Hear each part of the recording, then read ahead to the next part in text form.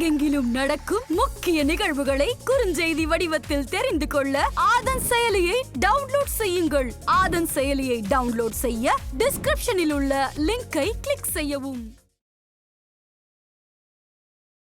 ஏன் இந்த பங்குனி உத்திரம் முருகனுக்கு சிறப்பு? பார்வதி பரமேஸ்வரன் இருவருக்கும் திருமணம் ஏற்பாடாகுது. அது நடந்த நாள் பங்குனி உத்திரம். அப்ப முருகன் வர காரணம் சைவர்களோ வைணவர்களோ எல்லாருக்குமே லக்ஷ்மி வேணும். பார்க்கடல்ல லக்ஷ்மி தேவி வந்தது பங்குனி உத்திரம். அப்ப செல்வத்திற்கான நல்ல நாளும். ஆனா பங்குனி உத்திரத்துக்கும் காவடி எடுப்பாங்கன்னு சொல்றாங்களே, இது உண்மையா? இடும்பன் வேண்டிக்கலாம்.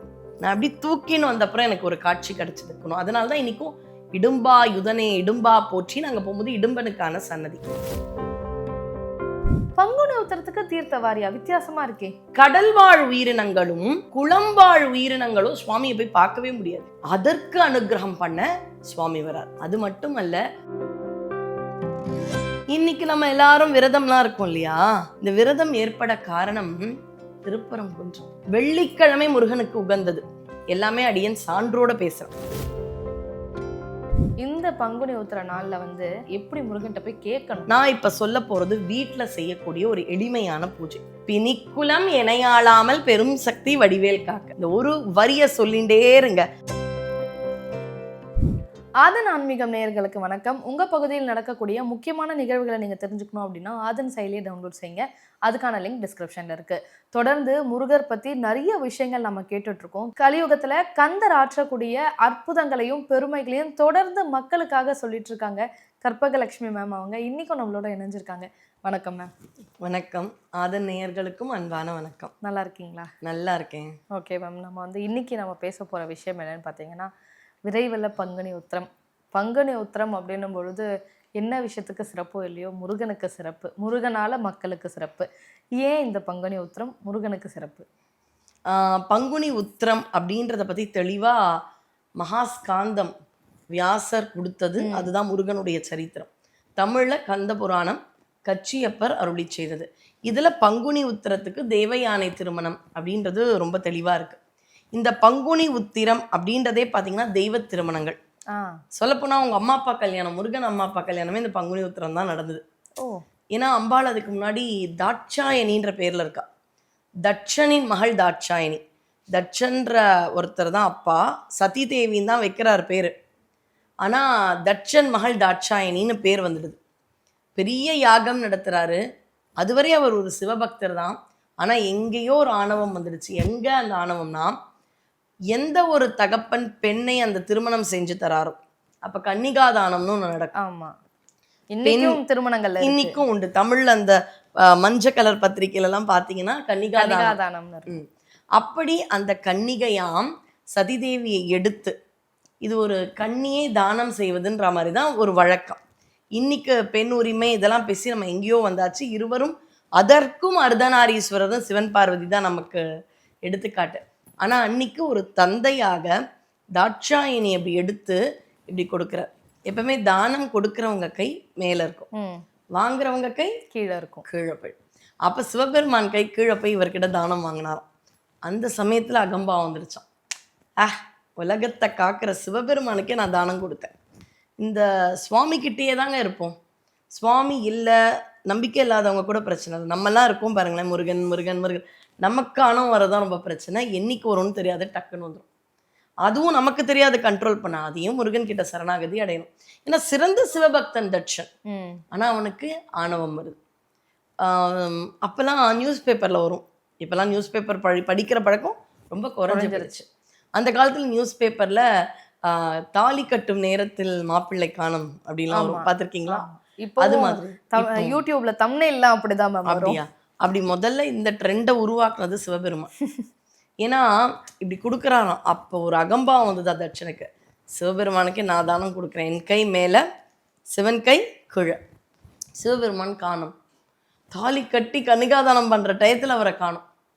அப்போ ஒரு அசரீரி வருதான். நான் இருந்தால் நான் அங்கே இருக்க மாட்டேன், நான்ற அகம்பாவம் இருந்தால் நான் அந்த இடத்துல இருக்கவே மாட்டேன் அப்படின்னு சிவபெருமான் சொன்ன உடனே அந்த இடத்துல தவறு உணர்ந்து தாட்சாயணியை கல்யாணம் பண்ணி தரார். ஆனாலும் ஒரு யாகம் சிவனை அழையாமல் நடத்துறார். அப்ப தேவி சதி தேவி வந்து உரிமை கேட்குறா. முதல்ல உரிமை கேட்டது அவ தான். தந்தை கிட்ட போய் கணவனுக்காக பரிந்து பேசியது அவள். அங்க அவளுக்கு அவமானம். அந்த யாகத்தீயில் விழுந்து மாய்கிறாள். என்னங்க பராசக்தி விழுந்து மாய்கிறாள்லாம் சொல்றீங்கன்னு கேட்காதீங்க. சக்திக்கு அழிவே இல்லை. அதனால தான் நான் சொல்றது, என்னுடைய அடியன் சொற்பொழிவுகளில் இங்கிலீஷில் லா ஆஃப் கன்சர்வேஷன் ஆஃப் எனர்ஜின்னு ஒரு டெஃபினேஷன் வரும். Energy can neither be created நார் பி டெஸ்ட்ராய்ட். ஒரு சக்தியனால அழிக்கவும் முடியாது, உருவாக்கவும் முடியாது. ஒரு பரிமாணத்திலேருந்து இன்னொரு பரிமாணம் மாற முடியும், அவ்வளோதான். அதனால தாட்சாயணின்ற அந்த ஒரு வடிவம் போதும்னு அம்பாள் எடுக்கும் வேறு வடிவம் தான் பார்வதி. அவளுக்கு பேர் சுமையா இருந்ததுதான்.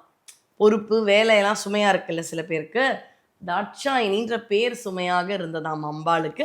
அதனால வேறு வடிவம் வேணும்னு சொல்லும் பொழுது சுவாமி சொல்றாராம், இரு முருகனை உலகத்துக்கு கொடுக்கணும். அப்ப நம்ம பார்வதி பரமேஸ்வரனா திருமணமாகி முருகன் வரப்போறான், நீ பார்வதியாக மாறணும்னு சொல்லி அம்பாள் பார்வதியாக மாறி தவம் இருந்து அப்ப சுவாமி தட்சிணாமூர்த்தியா இருக்காரு. இன்னைக்கு சிவன் கோயில்ல பாக்குறீங்கல்ல, சிவனை வலம் வரும் பொழுது அந்த கோஷ்டம்னு சொல்லுவோம், தெற்கு நோக்கி இருப்பார். தென்முக கடவுள்னே பேர். ஏன்? தெற்கால தான் யமன் ஒருவர். யமனை தடுக்க அதை விட ஒரு மேலான சக்தி, அதுதான் தட்சிணாமூர்த்தி. அந்த தட்சிணாமூர்த்தியா இருக்காருன்னா பார்வதி அங்க குழந்தையா வளர்றா.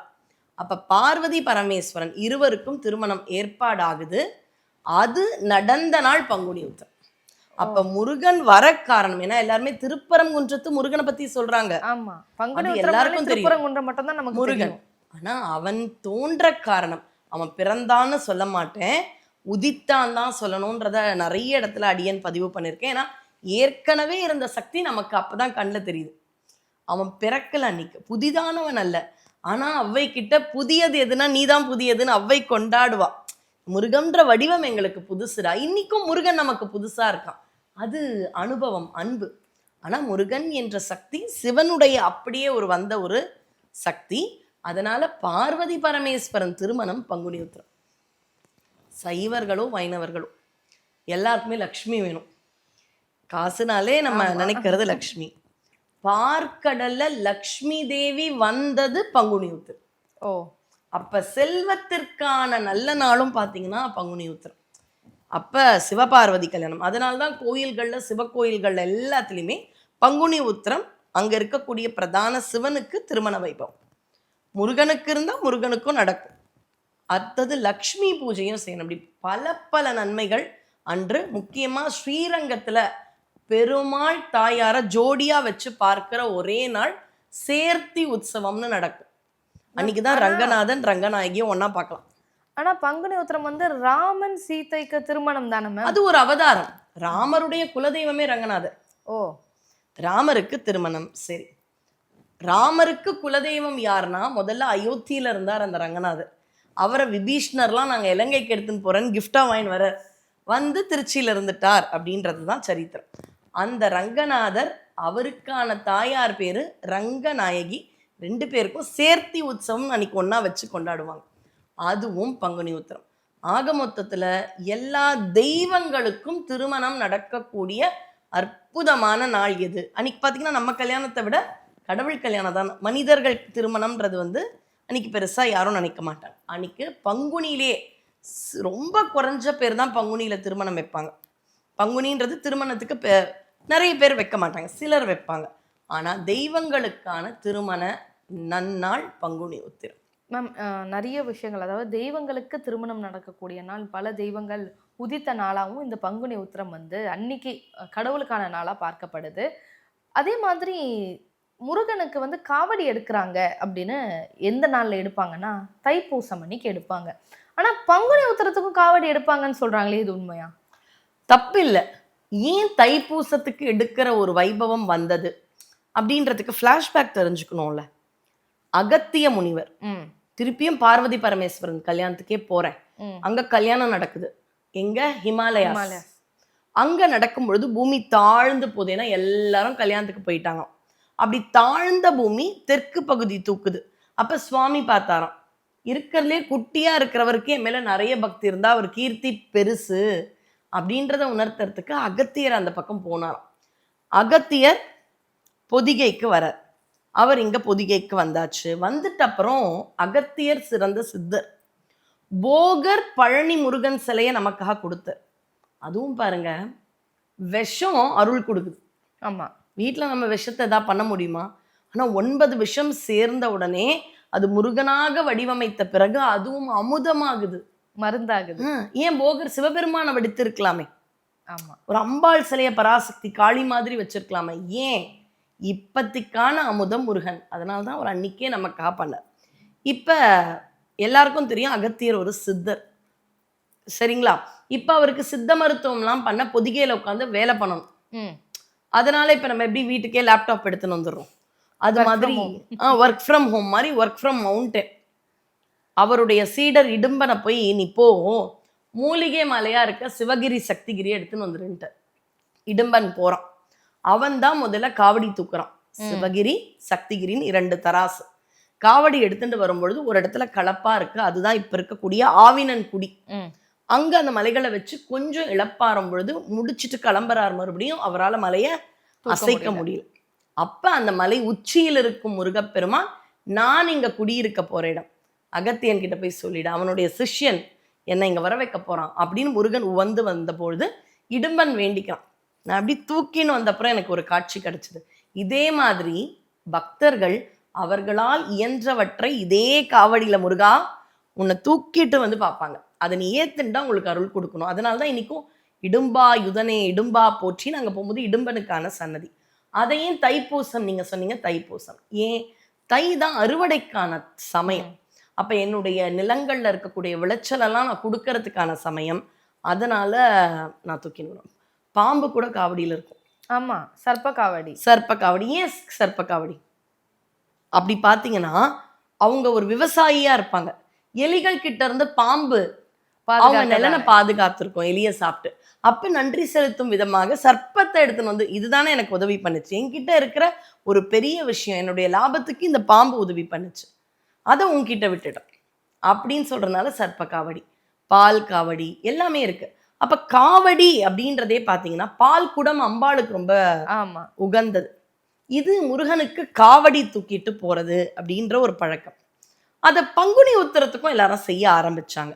தப்பு இல்லையே. முருக வழிபாட்டுக்கு காவடி, காவடி சிந்து அப்படின்னு சொன்னாலே நமக்கு யாரு ஞாபகம் வரா?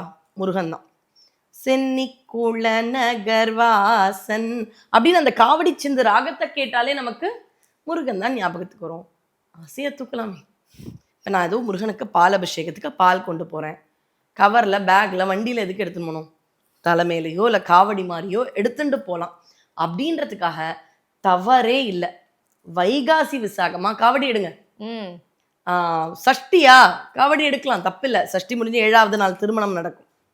தைப்பூசம், ஆடி கிருத்திகை, தை கிருத்திகை, இந்த பங்குனி உத்திரம் காவடி எடுத்துட்டு போகலாம். ஆனால் ஒரே ஒரு விண்ணப்பம், பால் காவடி எடுக்கும் பொழுது பசுவும் பால் எடுத்துட்டு போம்.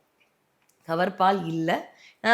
இப்போ அவைலபிலிட்டின்னு சொல்லுவாங்க இல்லையா, கிடைக்கிறத எடுத்துன்னு போகிறாங்க. அவங்க பக்தியில குறை கிடையாது. ஆனால் சில விஷயம் கேட்கும் பொழுது அதுக்கான மெனக்கெடல். ஆமாம், அதனால பசும்பால் எடுத்துன்னு போனால் ரொம்ப விசேஷம். Okay ma'am. இந்த புனிதமான நாளில் வந்து தீர்த்தவாரி வந்து ரொம்ப முக்கியம். அன்னைக்கு வந்து கண்டிப்பாக ஏதோ ஒரு நீர்நிலையில் நம்ம நீராடி இருக்கணும் அப்படின்னு சொல்கிறாங்களே, இதுக்கும் முருகருக்கும் என்ன மேம் சம்பந்தம்? முதல் முறையாக இருக்குது தீர்த்தவாரின்னும் பொழுது. இப்போ கும்பமேளா தீர்த்தவாரி, மகாமகம் தீர்த்தவாரி, இந்த மாதிரியான விஷயங்கள் இருக்கும் பொழுது பங்குனி உத்திரத்துக்கு தீர்த்தவாரியா? வித்தியாசமாக இருக்கே. மாசி கடலாட்டு, அதுதான் நீங்கள் சொன்னது மாசி மகம்.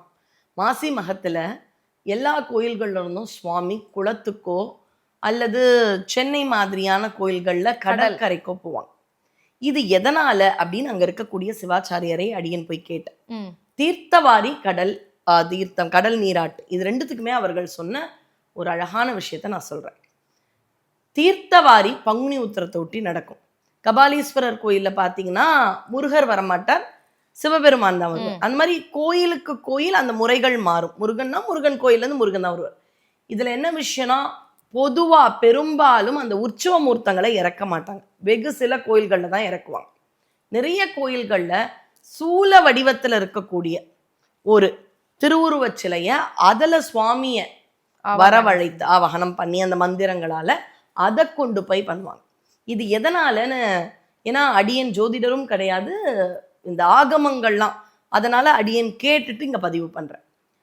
நடந்து போய் பார்க்குறவங்க சுவாமியை கோயில்ல பார்த்துருவோம். நடக்க முடியாதவங்களுக்கு சுவாமியே உற்சவ காலங்கள்ல பவனி வந்து காட்சி தர. கடல்வாழ் உயிரினங்களும் குளம்வாழ் உயிரினங்களும் சுவாமியை போய் பார்க்கவே முடியாது. அதற்கு அனுகிரகம் பண்ண சுவாமி வரார். அது மட்டும் அல்ல, குளம் கடல் இது ரெண்டுத்துலையுமே உயிர் விட்டவங்க சில பேர் இருப்பாங்க. சில பேர் தீர்மானத்தோட போங்க, சில பேர் ஒரு விபத்து, அல்லது சில பேர் வந்து இயற்கையா இருந்தாலும் அவர்களுடைய ஹஸ்தியை கரைப்பாங்க. இந்த மாதிரி இருப்பவர்களுக்கு மோட்சம் கொடுக்கும் சுவாமி வரார். எதுக்குப்பா நீர்வாழ் உயிரினங்களுக்கெல்லாம் சுவாமி வந்து தரணும் அப்படின்னு பார்த்தீங்கன்னா, ரொம்ப சுவாரஸ்யமான ஒரு விஷயம் கந்தபுராணத்தை வந்து பதிவு பண்றேன். ஏன்னா நம்ம நேயர்கள் ரொம்ப அழகா பலன் ரீதியா முருகனை பார்க்குறாங்க, ஆனால் புராண ரீதியாகவும் தெரிஞ்சுக்கணும்.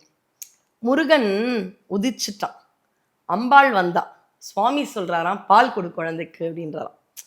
அம்பாள் ரத்தின கிண்ணத்துல கொண்டு போய் முருகனுக்கு அவள் பாலை கொடுக்குறான். முருகன் குடிச்சாராம். குழந்தை இல்லையா, பால் வாயிலிருந்தே ஒழுகிடுத்தான். அப்படியே ஒழுகின பால் அங்க இருந்த சரவண பொய்கை அப்படின்ற இடத்துல, நம்ம இங்க இருக்கிற நிறைய குளங்கள் பேரு சரவண பொய்கை, நான் சொல்றது வடக்குல இருக்கக்கூடிய சரவண பொய்கை. அந்த வாயிலிருந்து வந்த பால் அங்க சரவண பொய்கையில விழுந்துதான். இப்ப என்ன மாதிரி ஆயிருக்கும், இன்னைக்கு சிலருக்கு கிடைக்கிற தண்ணி பாலா அது மாதிரி இருக்கும். அந்த தண்ணி பாலையே அருந்தி டக்குன்னு அந்த நீர்நிலையிலிருந்து 4 முனிக்குமாரர்கள் வந்தார்களாம். புரியலை அம்பாள் இப்படி பார்க்குறானோ. அப்ப எங்களுடைய சாபம் தீர்ந்ததுன்னு போனாங்க. எதனாலனா, மீன்களை துன்புறுத்தி விளையாடினதுனால அவங்க அப்பா தன்னுடைய 4 குமாரர்களையும் மீனா மாறி அந்த உயிர்களுக்கான துன்பங்களை புரிஞ்சுக்கோ. ஒரு உயிர்களை நம்ம பாட்டுக்கு ஏதோ பண்றோம், ஆனா அதுவா மாறினா தானே அதுக்கான விஷயம் தெரியும். அதனால மீனா மாறிட்டோம். இந்த அம்பாளுடைய பால் எங்களுக்கு கிடைக்கும் பொழுது சாப விமோச்சனம்னு காத்துட்டு இருந்தோம். இப்ப முருகனால எங்களுக்கும் அந்த பால் ஒரு துளி அந்த நீரோடு கலந்து கிடைத்தது எங்களுக்கு சாப விமோச்சனம். அப்ப கடல் வாழ் குளத்தில் வாழும் உயிரினங்களுக்கு சுவாமி வந்து முக்தியையும் காட்சியும் கொடுக்கறதுக்கு தான் கடல்வாரி தீர்த்தவார். Okay ma'am. பங்குனி உத்திரம் அப்படின்னால எல்லாருக்குமே திருப்பரங்குன்றம் தான் ஞாபகத்துக்கு வரும். ஏன்னா அங்கதான் தேவயானையுடைய திருமண காட்சி இருக்கு. இதை தாண்டி வேற ஒரு கோவில் இருக்கா? நிறைய இருக்கு. முதல்ல திருப்பரங்குன்றத்தை பத்தி ஒரு விஷயம். இன்னைக்கு நம்ம எல்லாரும் விரதம்லாம் இருக்கோம் இல்லையா, இந்த விரதம் ஏற்பட காரணம் திருப்பரங்குன்றம். திருச்செந்தூர் பேசுறோம், பழனி பேசுறோம், ஆனா பிரதானமா சஷ்டி விரதமும் வெள்ளிக்கிழமை முருகனுக்கு உகந்தது, கிருத்திகை முருகனுக்கு உகந்தது, செவ்வாய்க்கு அதிபதியும் நம்ம செவ்வாயை கொண்டாடுறோம். ஆனா வெள்ளிக்கிழமை நீங்க அப்படி சந்தேகமா பாக்குறீங்களா? இதுக்கான பதில் எல்லாம் கிடைத்ததற்கு காரணம் திருப்பரங்குன்றம். எல்லாமே அடியன் சான்றோட பேசுறேன். கந்தபுராணத்துல திருப்பரங்குன்றத்துல முருகனுக்கு கல்யாணம். ஒரே ஒரு இன்விடேஷன் பூலோகத்துல இருக்கிறவங்களுக்கு வருது, அது தெய்வ திருமணம். எல்லாமே கிடைச்சது இந்திரனுக்கு. அதனால்தான் இழந்த பதவியை கூட முருகன் கொடுத்தான். உங்களுக்கு பதவி வேணுமா, எல்லாம் இந்திராணியின் மாங்கல்ய பலத்தை காப்பாற்றி கொடுத்தான். எல்லாத்துக்குமே முருகன் தான். அப்படி கொடுத்த முருகனுக்கு தன்னிடம் எது ரொம்ப சிறப்பா இருக்கோ, சிறந்ததா இருக்கோ அதை கொடுக்க ஆசைப்படுறார். பணம் முருகனுக்கா இல்லை, அரசாட்சி அவன் போட்ட பிச்சை. அது தெரிஞ்சிடுச்சு இந்திரனுக்கு. அப்ப என்னுடைய வளர்ப்பு மகள் தான் இன்னும் புனிதமா இருக்கா. இந்த யானையை வளர்த்த மகள் தெய்வ யானை, அதை கொடுக்குற. அது திருப்பரங்குன்றத்துல தெய்வ யானைக்கும் முருகப்பெருமானுக்கும் கல்யாணம். அப்போ ஒரே ஒரு அரசன் பூலோகத்துல இருக்கக்கூடிய கரூரை ஆண்ட முசுக்குந்த சக்கரவர்த்தி, இவருக்கு அழைப்புதழ் வருது. பொதுவா நம்ம வீட்டு கல்யாணத்துலதான் பாத்தீங்கன்னா வந்து மணமக்களை ஆசிர்வதிக்குமாறு கேட்டுக்கொள்கிறோம். அந்த பத்திரிக்கை எப்படி இருந்து தெரியுமா, வந்து மணமக்களின் ஆசையை பெறுமாறு கேட்டுக்கொள்கிறோம். உடனே முசுக்குந்த சக்கரவர்த்திக்கு ரொம்ப சந்தோஷம். ஏன், இந்திரனுக்கு படைகள்லாம் கொடுத்து உதவி பண்ணாராம். இந்த முசுக்குந்தன் யாருன்னா கைலாயத்துல இருந்த ஒரு குரங்கு. இப்படி பிச்சி பிச்சி போட்டு மரத்துல இருக்கிற இலைய பிச்சி போட்டு விளையாடும் பொழுது எதேச்சியா சுவாமி அந்த இடத்துல அமர, அம்பாளோட அமர 2 பேரும் பேசுறாங்க. அந்த மரம் வில்வ மரம், வில்வ அர்ச்சனையா இருக்க ஆயிடுச்சா. அம்பாளுக்கு யாரு, நாங்களே என்னைக்கோ டைம் கிடைச்சு பேசுறோம், யாரு டிஸ்டர்ப் பண்றது, அப்படி கோமா பார்த்தாலும் அந்த கைலாய குரங்கு சக்கரவர்த்தியா ஆயிடுச்சு. அது நான் போகமாட்டேன் தான். ஏன், கைலாயத்துல குரங்கா இருக்கிறதே பெரிய விஷயம். என்னை பூலோகத்துல அனுப்பாதீங்க, ஆசை வந்துருது, ஆசையில மாட்டிப்பேன்னு கேட்குதான். இல்லை நீ பார்த்தாச்சு, அம்பாளுடைய கருணை பார்வை பட்டாச்சு, நீ சக்கரவர்த்தி. இப்போ முகம் மட்டும் எனக்கு குரங்கா இருக்கட்டும்னு முசுகுந்த சக்கரவர்த்தி அவர்தான் திருவாரூர் வீதி விடங்கர் தியாகராஜரையும் கொண்டு வந்ததற்கு காரணம். அது தனி வரலாறு. இப்போ முருகனுக்கு வந்துடலாம். இவரை கூப்பிடுறாங்க, அந்த கல்யாணத்துக்கு போறாரு. முருகன் அழகுல தன்னை மயங்கி அப்படி ஆனந்தமா இருக்கார். முருகன் புகழுக்கே நம்ம மயங்குறோம். அவர் நேரா முருக கல்யாணம் தேவயானையோடு திருப்பரங்குன்றத்துல மயங்கி, அங்க ரிஷிகள் எல்லாம் வராங்க. வசிஷ்டர்னு ஒரு ரிஷி, ஆமா, அவர்கிட்ட போய் கேட்கிறான், அந்த முருகன் அருள் எல்லாருக்கும் கிடைக்கணும்னா எப்படி விரதம் இருக்கணும்னு. இந்த விரதம் முருகனுக்கான கான்செப்டே கந்த புராணத்துல கேட்டது முசுகுந்தர் திருப்பரங்குன்றம் கல்யாணத்தை பார்த்துட்டு. ஏன்னா அவருக்கு அந்த ஆனந்தம் எல்லாருக்கும் கொடுக்கணும். அப்ப வசிஷ்டர் சொல்றார், 3 விரதங்கள் சொல்றேன். நாளில் வெள்ளிக்கிழமை முருகனுக்கு உகந்தது, நட்சத்திரம் மாதத்தில் கிருத்திகை உகந்தது, வருடத்தில் ஒரு முறை வரக்கூடிய கந்த சஷ்டி மிக மிக உகந்தது. இந்த 3 விஷயங்களையும் நீங்கள் விரதம் இருங்கள். வாரந்தோறும் வெள்ளி, மாதந்தோறும் கிருத்திகை, வருடந்தோறும் கந்த சஷ்டி, மகா கந்த சஷ்டி இருந்தால் முருகனின் அருள் பரிபூரணமாக கிட்டும்னு ரிஷி வாக்கு பொய்க்காது. அன்றிலிருந்து இன்னைக்கு வரை இந்த சஷ்டி விரதம்லாம் வருதுன்னா இங்க பொய்யான விஷயம் அடுத்த வருஷம் கூட தாங்காதுங்க. இவ்வளோ தூரம் வருது. ஏன் நடுவில் செவ்வாய்க்கிழமையை நம்ம சேர்த்தோம்? செவ்வாய்க்கு அதிபதி முருகப்பெருமான், அதனால செவ்வாயிலும் நம்ம இருக்க ஆரம்பிச்சோம். அப்ப திருப்பரங்குன்றம் தான் பிரதானமாவே விரதங்களுக்கு, இன்னைக்கு நம்ம அனுஷ்டிக்கக்கூடிய விஷயங்களுக்கு காரணம். இது திருப்பரங்குன்றம். திருப்பரங்குன்றம் மட்டும் அல்லாமல் பெரும்பாலான முருகன் கோயில்கள்ல முருகப்பெருமானுக்கு திருமண வைபவம் அப்படின்றது சிறப்பா இருக்கும். எந்த முருகன் கோயிலுக்கு வேணாலும் போகலாம். போறவங்க அங்க மாங்கல்ய சரடுன்னு ஒன்று விற்பாங்க, கயிறு. அதை முடிஞ்சா 11, நான் சொல்றது குறைஞ்சபட்சம். உங்க வசதி வாய்ப்புக்கு ஏற்றவாறு 51, 101 அது உங்க வசதி வாய்ப்பு. நான் ஒரு 11 அந்த மாங்கல்யத்தை வாங்கின்னு போய் முருகன் கல்யாணத்தை பார்த்து அங்க இருக்கிறவங்க எல்லாருக்குமே கொடுக்கணும் அப்படின்றது ஒரு விண்ணப்பம். அப்ப வீட்டில் என்னைக்குமே குடும்பங்கள் தழைத்திருக்கும். திருமணம்ன்றது நிறைய பேர் கேட்குறாங்க, பிரிந்தவர்களும் சேருவார்கள். அந்த மாதிரி நிறைய விஷயங்களை, அனுகூலங்களை தரக்கூடியது. இந்த பங்குனி உத்திர நாள்ல வந்து முருகனிடம் நம்ம போய் கேட்டா, கேட்க கூட வேணாம், நினைச்சாலே கொடுத்துருவாரு. அப்படி இந்த நாள்ல எப்படி முருகன்கிட்ட போய் கேட்கணும்? 2 விதமா கேட்கலாம். ஒன்று, கோயிலுக்கு பால் குடம், பால் காவடி எடுத்துட்டு போய் அந்த கல்யாண வைபவங்கள்ல நம்ம கலந்து கேட்கலாம். நான் இப்ப சொல்ல போறது வீட்டில் செய்யக்கூடிய ஒரு எளிமையான பூஜை. அடியேன் ஜோதிடர் அல்ல. இப்ப ஜோதிட பெருமக்கள் நம்முடைய சேனல்ல பேசுறாங்க. அது அவரவர்கள் அந்தந்த ராசிக்கு உட்பட்ட மாறுதல்களை சொல்கிறார்கள். அப்ப நமக்கு கண்டிப்பா ஒரு சனி பகவானோ, ராகுவோ, கேதுவோ, சூரியனோ, செவ்வாயோ யாராவது ஒருத்தர் மாறி மாறி வரப்போறாங்க. ஒரு சமயத்துக்கு மேல இது எனக்கு முடியல. மிகப்பெரிய ஜோதிடர்கள் கூட பாத்தீங்கன்னா அவர்கள் சொல்வது முருகனை வழிபாடு பண்ணா மாறிடும். அதனால முருகன் கிட்ட என்ன சொல்லி வழிபாடு பண்ணணும் அப்படின்றத தான் அடியேன் சொல்ல போறேன். உங்க வீட்டில் அன்னைக்கு பங்குனி உத்திரம் என்ன பண்ணலாம்? ரொம்ப எளிமையான வழிபாடு. ஏன்னா இப்ப இருக்கிறவங்க எல்லாருக்குமே ரொம்ப பிரம்மாண்டமா ஆடம்பரமா சொன்னா ப்ராக்டிக்கலி நாட் பாசிபிள். அதுதான் உண்மை. இதே மகாகந்த சஷ்டிக்கு அந்த ஒரு நாள் பண்ணிடலாம். இப்ப அடிக்கடி முருக வைபவம் வருது, நீங்க எல்லாத்துக்குமே எல்லாருமே சொல்றீங்களே அப்படின்னு கேட்டா, எல்லாமே நீங்க பண்ணணும்ன்றதுக்கு சொல்றது. அதனாலதான் எளிமையாக்குறோம். இப்ப தைப்பூசம் விடாதீங்க, தை கிருத்திகை விடாதீங்க, பங்குனி உத்திரம் விடக்கூடாது, வைகாசி விசாகம், ஆடி கிருத்திகை, இது எல்லாமே நம்ம அடிக்கடி அடிக்கடி முருகனை நினைச்சுட்டே இருக்கணும்ல. அவன் நமக்கான நித்திய தேவைகளை பூர்த்தி பண்றானா, அப்ப அவனை நான் அடிக்கடி கூப்பிட்டு கூப்பிட்டு பூஜை பண்றதை தவிர வேற என்ன பண்ண முடியும்? இப்ப மற்றவங்களா இருந்தா பரிசு பொருட்கள் கேட்பாங்க, உறவுகளே கூட ஏதாவது எதிர்பார்ப்பாங்க. ஆனா எதிர்பார்க்காம அன்பை மட்டும் கேட்கறது யார் அப்படின்னு பாத்தீங்கன்னா முருகன். அதை நம்ம தொடர்ந்து பண்ணாம நீ மட்டும் தரலையே முருகான்னு எப்படிங்க கேட்க முடியும்? பூஜையை பண்ணுங்க, உரிமையா பண்ணுங்க. பண்ண அடுத்த நாளே மாறாது. ஒரு வங்கியில வைப்பு நிதி இருக்கு, அதுக்கான மெச்சூரிட்டி டேட் வந்தால் தானே மாறும். நிறைய பாவம் வச்சிருக்கேன், இன்னைக்கு நான் டெபாசிட் பண்ணிட்டேன், நாளைக்கே வட்டி கொடுங்கன்னா வராது. அதனால தான் சில பேர் வந்து அடியேன் சொற்பொழிவு போகிற இடங்கள்ல நான் பண்ணேம்மா அந்த பூஜை, எனக்கு நடக்கலைன்றாங்க. கொஞ்ச நாள் பூஜை பண்ணலாம், ஏன்னா நம்ம சேர்த்து வைத்த வினை அப்படி இருக்கு. அதனால தான். அப்போ விடாமல் பூஜை செய்தால் இறைவன் கண்டிப்பாக செய்வார். என்ன பண்ணணும்?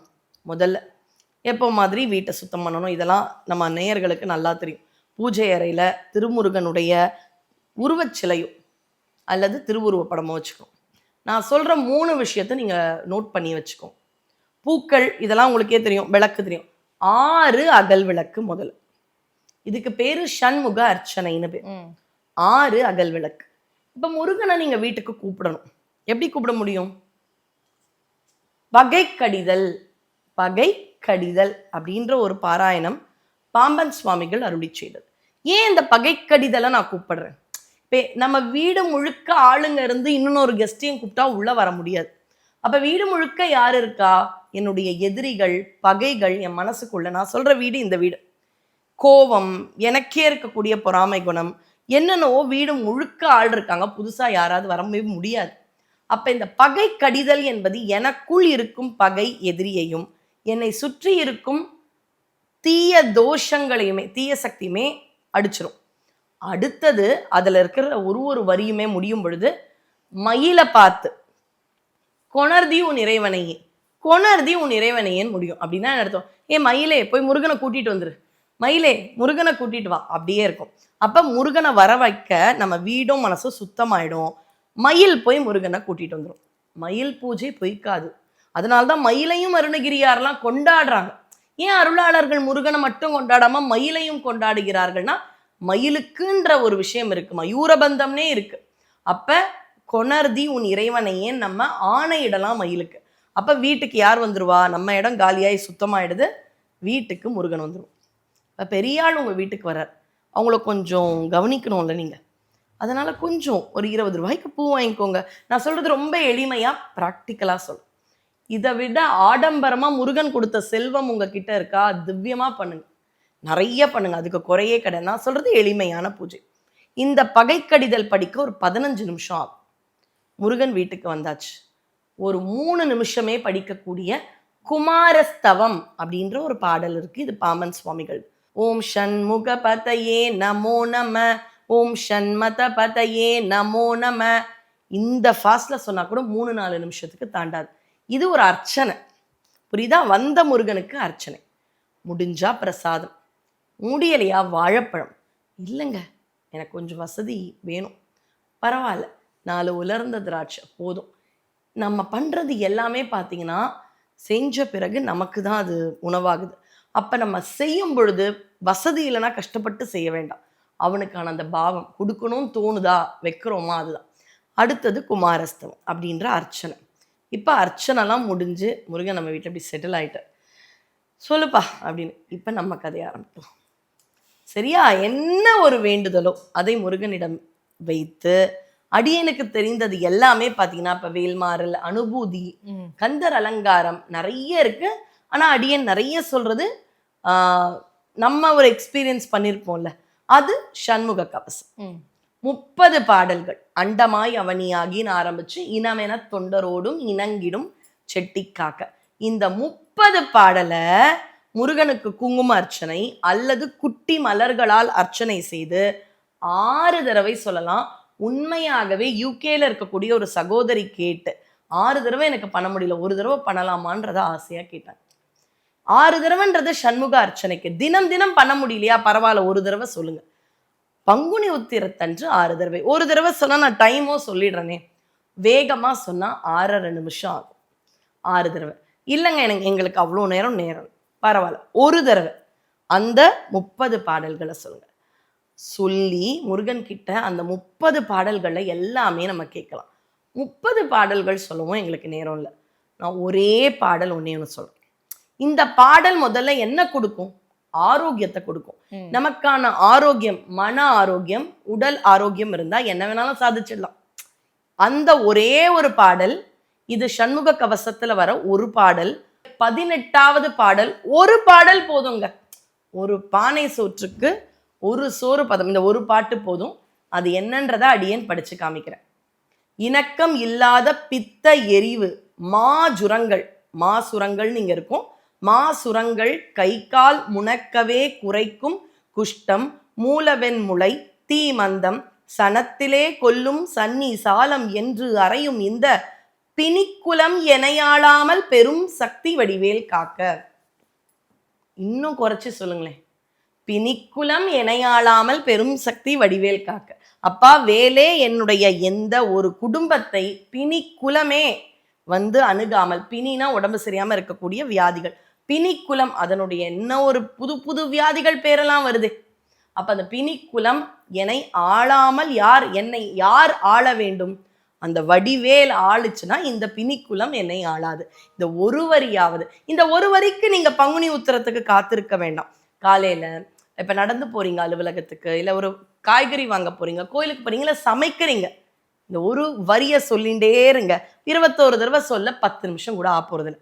இதுவாது நீங்க செய்யுங்க. இப்படி உங்களையும் அறியாமல், இப்ப நம்ம ரொம்ப டயர்டா படுத்திருக்கோம், ஒரு ட்ரிப்ஸ் ஏறுது, அதுல என்ன காம்போசிஷன் எப்படி ஏறுது, இப்ப கொஞ்சம் கொஞ்சமா கைக்கு போகுது தோல், நம்ம பாட்டுக்கு இருப்போம், ஒரு விஷயம் நம்மையும் அறியாமல் உடம்புல நடக்கும், அது நமக்கான மாற்றத்தை. அது மாதிரிதான் இதனுடைய ஆரோக்கியம் எந்த அளவு வரும் அப்படின்றது தெரியாது. இது மந்திர சக்தியுடைய வரிகள், இதை சொல்லிண்டே இருந்தா போதும். இப்ப பங்குனி உத்திர பூஜை, முதல்ல பகை கடிதல், குமாரஸ்தம், சண்முக கவசம், நைவேத்தியம்லாம் சுவாமிக்கு பண்ணிட்டு தீபாரத்தனை பண்ணும் பொழுது திருப்புகள்ல இருந்து ஒரு 4 வரி. தீபமங்கள ஜோதி நமோ நம, தூய அம்பல லீலா நமோ நம, தேவ குஞ்சரி பாகா நமோ நம, அருள் தாராய். இந்த பாடல் நான் அடிக்கடி சொல்றதுக்கு காரணம் 4 வரி. நமோ நம நமோ நமன் சுவாமிக்கு ஒரு அர்ச்சனை மாதிரியும் இருக்கு. ஃபைனலா நமக்கு என்ன தேவை? அருள் தேவை. அருள் தாராய்னு அருணகிரியார் சொன்ன வரிகள்ல முருகனை தமிழ்ல கொண்டாட வேண்டும். இந்த ஒரு பூஜை பங்குனி உத்திரத்துக்கு பண்ணலாம். பங்குனி உத்திரத்துக்கு வந்து என்னென்ன வழிபாடுகள் எப்படி செய்யணும், எப்படி செஞ்சா முருகரை ஈஸியா அடையலாம்னு சொல்லிட்டு இன்னைக்கு ரொம்ப விளக்கமா சொன்னீங்க. எங்களுடைய நேயர்களுக்கு ரொம்ப பயனுள்ளதா இருக்கும்னு நினைக்கிறேன். நன்றி. நன்றி.